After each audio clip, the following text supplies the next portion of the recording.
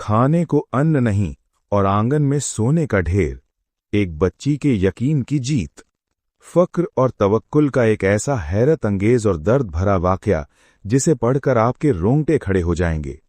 हजरत हातिम असम रहमतुल्लाहि अलैह अपने वक्त के बहुत बड़े बुजुर्ग थे, लेकिन बेहद गरीब थे। घर में फक्र का ये आलम था कि अक्सर फांकों की नौबत आ जाती थी। एक बार उनके दिल में हज पर जाने की बहुत तीव्र इच्छा पैदा हुई, लेकिन पास में सफर का खर्च भी नहीं था और पीछे बीवी बच्चों के लिए राशन भी नहीं था। बीवी ने साफ इनकार कर दिया।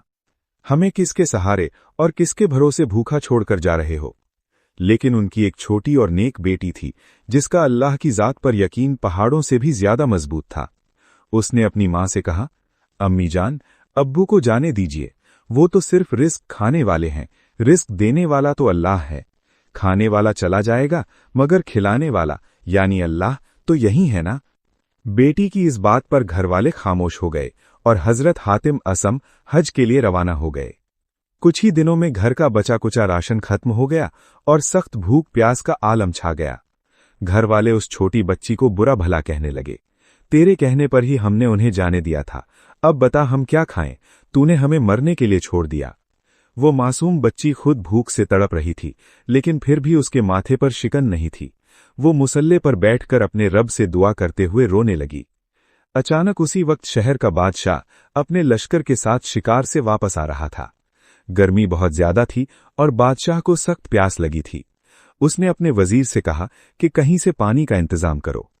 वजीर ने पास के एक टूटे फूटे घर का दरवाजा खटखटाया और बादशाह के लिए पानी मांगा। ये घर हजरत हातिम असम का ही था।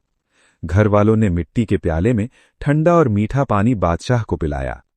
पानी पीकर बादशाह को राहत मिली। उसने पूछा, ये किसका घर है?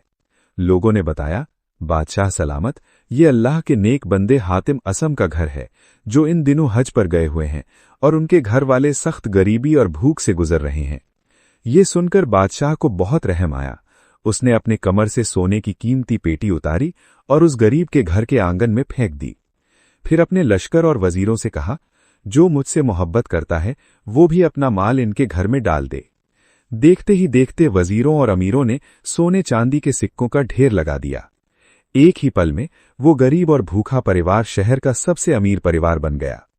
घर के सभी लोग बेहद खुश थे, हंस रहे थे कि अब हमारी गरीबी हमेशा के लिए खत्म हो गई।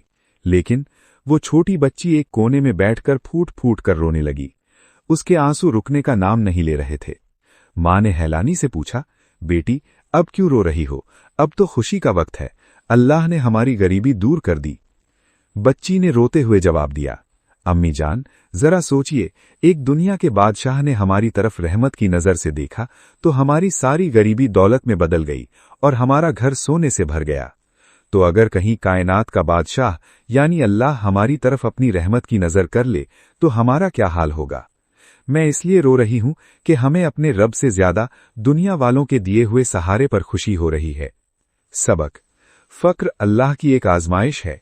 जब इंसान सब कुछ छोड़कर सिर्फ अल्लाह पर पूरा भरोसा यानी तवक्कुल करता है तो अल्लाह ऐसी जगह से रिस्क देता है जहां से इंसान सोच भी नहीं सकता।